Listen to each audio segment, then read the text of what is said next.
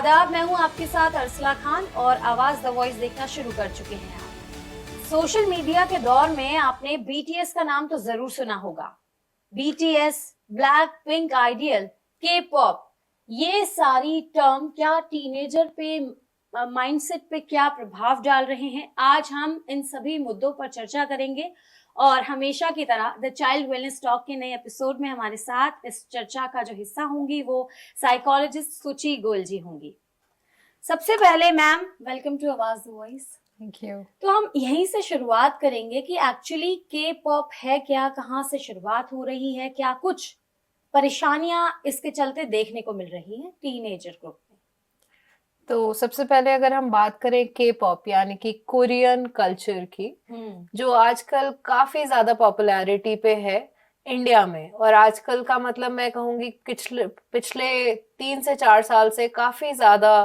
के pop culture ने हमारे यूथ को प्रभावित किया है। ये शुरू हुआ था एज एन आइडल, जहाँ पे आप क्रिएटिविटी के लिए इंस्पायर होते हैं, एज आइडल देखते हैं, आप इंस्पायर होते हैं। बट जब ये चीजें ऑब्सेशन बन जाए, जब जरूरत से ज्यादा आपका उनके ऊपर निर्भरता बढ़ जाए, डिपेंडेंसी बढ़ जाए, और वो आइडलिज्म ऑब्सेशन में बदल जाए, जहाँ पे आप अपने आप को डायरेक्टली एक सोशल मीडिया इन्फ्लुएंसर हो सकता है, कोई सेलिब्रिटी या स्टार या सिंगर हो सकता है, उससे कंपेयर करें और उसके जैसा बनना चाहें एग्जैक्टली, जब आपकी लाइफ बहुत डिफरेंट है उनसे, तो ये एक परेशानी का भी मुद्दा बनती जा रही है। और रिसेंटली पिछले कुछ 1-2 सालों में हमने बहुत सारे ऐसे इंसिडेंट्स देखे हैं जहाँ पे यूथ ने, टीनेजर्स ने, स्पेशली 11, 12, 13 साल के लड़के और लड़कियों ने कुछ ऐसे इवेंट्स में पार्टिसिपेट किया या कुछ ऐसी चीजें करी हैं अपनी लाइफ में जो उनकी पूरी लाइफ को चेंज कर देती हैं, चाहे वो एकेडमिक्स हो, चाहे वो उनकी सोशल लाइफ हो, चाहे वो उनकी फैमिली लाइफ हो। तो इसके साथ जैसे जो आइडियल्स हैं, मैं अभी बात कर रही थी स्टार्टिंग में कि ब्लैक पिंक आइडियल्स, बीटीएस, ये सारे टर्म जितने भी हैं, तो इसका स्ट्रेस और एंजाइटी को लेकर के क्या प्रभाव है, उसके लिए आप क्या सोचती हैं?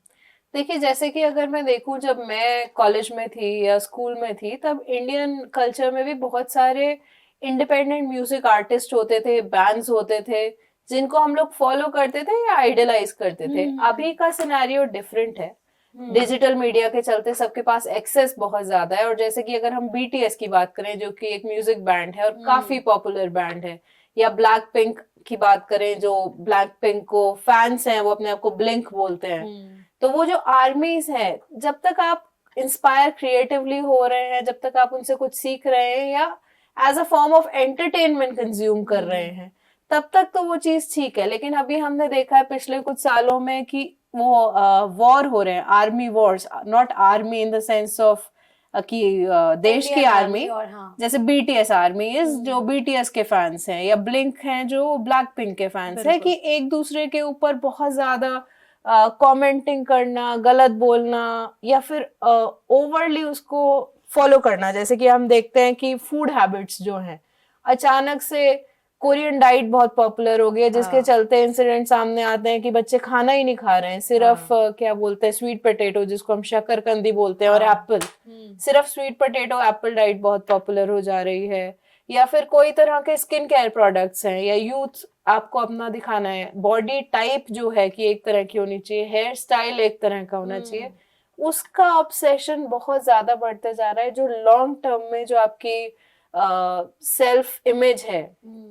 उसको भी इफेक्ट करता है, कॉन्फिडेंस को भी लोअर करता है। और काफी ज्यादा इन सब चीजों से अगर आप ओवरली एक्सपोजर में है या ऑब्सेस्ड है, तो एंजाइटी का भी रीजन हो सकता है। कि मान लीजिए कुछ नया उन्होंने अनाउंस करा, कोई इवेंट है, कोई शो है, जैसे 2024 में बहुत बड़ी बस चली थी कि ब्लू पिंक जो है वो इंडिया में परफॉर्म करने वाला है, जो नहीं हुआ था, बट उसके चलते बच्चों ने अपने घरों में चोरियां की हैं इतना ज्यादा। हाँ,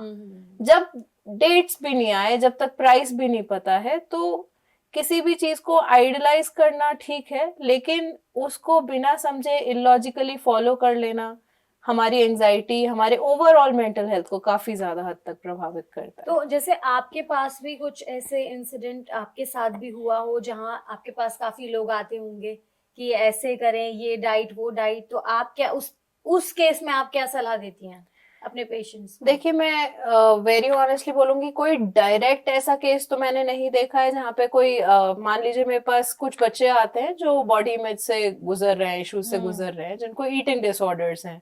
जो काफी कम बुलिमिया या एनोरेक्सिया उनको है, कम खाते हैं बिकॉज वो एक सर्टेन बॉडी टाइप अपना बनाना चाहते हैं। बट जो उसके पीछे की रिसर्च है, जो चीजें पढ़ के वो फॉलो करते हैं, कहीं ना कहीं उनका इम्पैक्ट है। और उसी के वजह से मुझे ये पता भी चला है कि कुछ के पॉप डाइट भी है जिसमें बच्चे सिर्फ एप्पल्स और बीट स्वीट पोटैटोज कंज्यूम कर रहे हैं। पिछले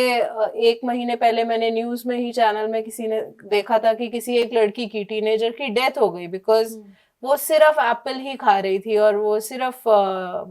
शकरकंदी ही खा रही थी अपने डाइट में, और उसके चलते उसका वेट ड्रास्टिकली इतना कम हो गया था कि उसकी हड्डियां भी अगर वो हल्का सा फॉल भी कर जाए तो टूट जाए, and she lost her life. तो ये काफी एक बड़ा प्रॉब्लम का मुद्दा बनता जा रहा इसके है। साथ हम रियल इंसिडेंट भी देखते हैं न्यूज में डेली बेसिस पे, और पहले भी काफी बार हमने देखा है सुचि मैम कि काफी लोग होते हैं डाइट के चलते या घर छोड़ के चले जाना, सीधा हम कोरिया ही चले जाएंगे, वहां रहेंगे तो वहां जैसे हो जाएंगे, तो उसको लेके आप क्या सोचती हैं?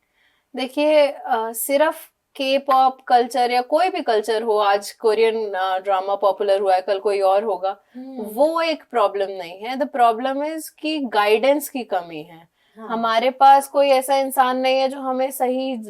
टाइम पे गाइड करे, रोक पाए या बता पाए कि अच्छा इतना ठीक है, इससे ज्यादा नहीं है। बिल्कुल। दूसरा, जो आपने कहा रियल लाइफ इंसिडेंट्स की बात करें, तो हमने देखा कि 2024 में महाराष्ट्र की 3 लड़कियां जो सिर्फ 11 से 13 साल की उम्र की थी,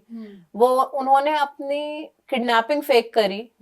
किडनैपिंग का पैसा लेकर के वो पुणे गई कि हम वहां पे काम करेंगे, पैसा कमाएंगे और फिर इवेंचुअली हम कोरिया ही शिफ्ट हो जाएंगे। बिकॉज अगर बच्चा इतना ज्यादा प्रभावित हो गया है, इतना ज्यादा इन्फ्लुएंस हो गया है, तो कहीं ना कहीं इसका मतलब है कि गाइडेंस की कमी है। या पिछले दिनों हमने देखा था गाजियाबाद में 3 लड़कियों के सुसाइड का केस आया था, जिसमें काफी सारी कोरियन कल्चर से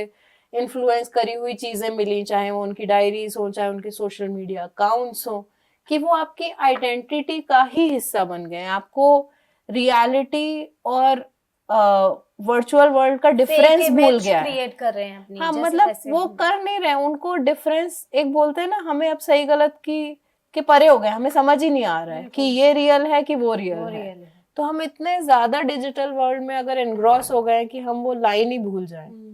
तो वो एक प्रॉब्लम है। दूसरी, अगर हम बात करें कि बहुत सारी अच्छी चीजें हैं, आप दूसरे कल्चर्स के बारे में सीखते हैं, दूसरी जगहों के बारे में सीखते हैं,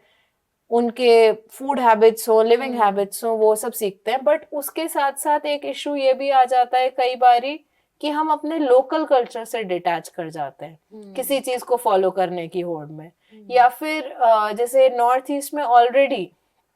कोरियन कल्चर काफी पॉपुलर था, ड्रामास पॉपुलर थे, लेकिन अब जैसे जैसे मेनलैंड इंडिया जिसको हम बोलते हैं, वहां पॉपुलैरिटी आ रही है, तो कई बार इसके चलते यंगस्टर्स को रेसिज्म का सामना करना पड़ता है, या उनके लुक्स पे कुछ कमेंटिंग करना वो भी बढ़ जाती है।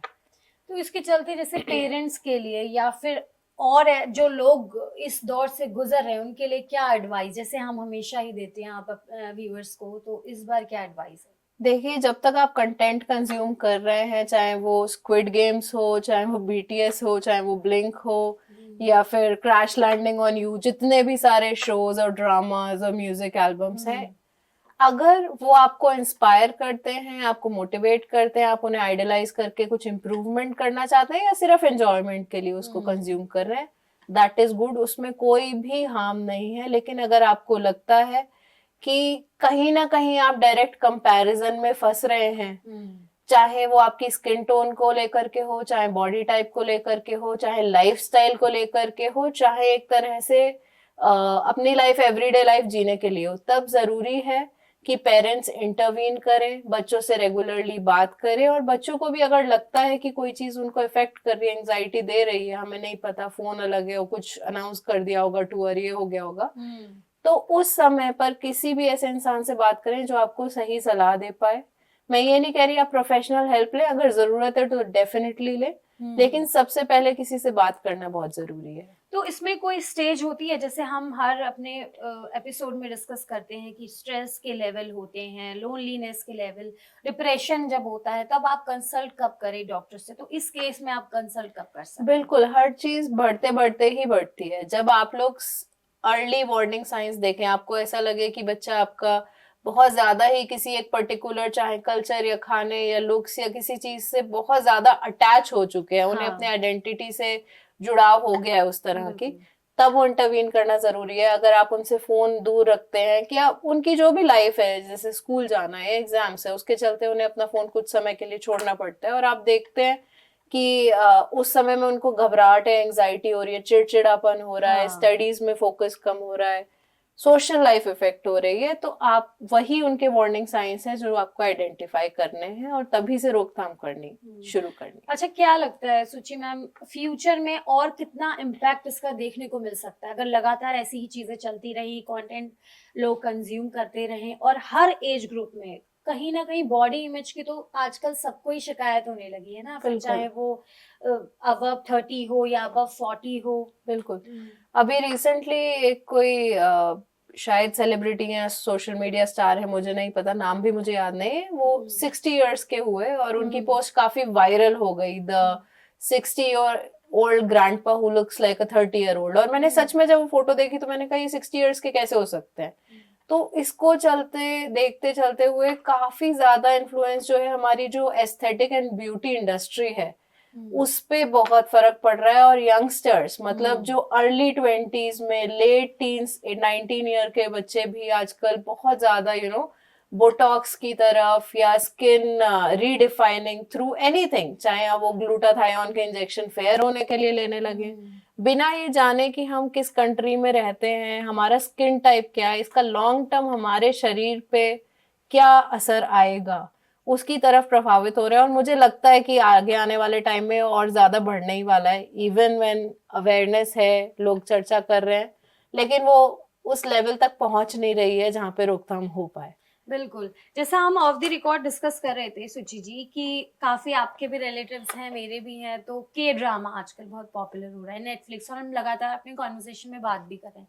तो वो कितना इम्पैक्टफुल है और वहां पे आपको क्या एहतियात बरतनी चाहिए और कितना कंटेंट कंज्यूम करना चाहिए, उसके लिए आप क्या एडवाइस देना चाहेंगे? देखिए, जैसा मैंने पहले भी कहा कि सिर्फ कंटेंट कंज्यूम करना प्रॉब्लम नहीं है, जब आप ये लाइन भूल जा रहे हैं कि ये डिजिटल वर्ल्ड है और ये रियल लाइफ है, वो एक प्रॉब्लम है। तो अगर आपको लगता है कि आप जरूरत से ज्यादा कंटेंट कंज्यूम कर रहे हैं तो अपने लिए कुछ बाउंड्री सेट करिए, जैसे कि वीकेंड पे आप 2 घंटे फोन नहीं देखेंगे, या जब जब आपके लिए पॉसिबिलिटी है तो ये स्मॉल बाउंड्रीज हैं जो हम सेट कर सकते हैं और उसका इम्पैक्ट शायद थोड़ा सा कम हो जाएगा। और anything else you want to add in this? Nothing, मतलब मेरा बस यही मानना है कि सभी कल्चर्स को जानना समझना बहुत अच्छी बात है और क्यूरोसिटी भी बहुत अच्छी चीज है, लेकिन कोई भी चीज जरूरत से ज्यादा आगे चल करके हमें नुकसान ही करती है। तो कभी भी आपको ऐसा महसूस हो रहा है या सिर्फ फिट इन करने के लिए भी कभी कभी हम उस कल्चर का पार्ट बन जाते हैं, चाहे हमें उतना पसंद ना भी आ रहा हो, तो ऐसी जब आपको लगे स्टेट, तो किसी से बात करिए, किसी से सलाह लीजिए, या फिर आपके पास सोशल मीडिया प्लेटफॉर्म है उसका पॉजिटिवली यूज करके उससे बाहर निकलिए। बिल्कुल, तो जैसा कि हमेशा की तरह सुचि मैम ने एडवाइस दी कि हर चीज का जरूरत से ज्यादा इस्तेमाल बहुत हानिकारक हो सकता है, और ऐसी ही वीडियोस के लिए आप हमारे चैनल को सब्सक्राइब कर लें ताकि ये वीडियोस आप तक पहुंचती रहें और जिन लोगों को जरूरत है उन तक भी। फिलहाल हमें दीजिए इजाजत, मिलेंगे नए एपिसोड में नए टॉपिक्स के साथ। आप कमेंट करके बता सकते हैं कि क्या टॉपिक पे अब चर्चा की जाए। इसी के साथ आप ट्विटर, इंस्टाग्राम और फेसबुक पे भी हमें फॉलो कर सकते हैं। शुक्रिया।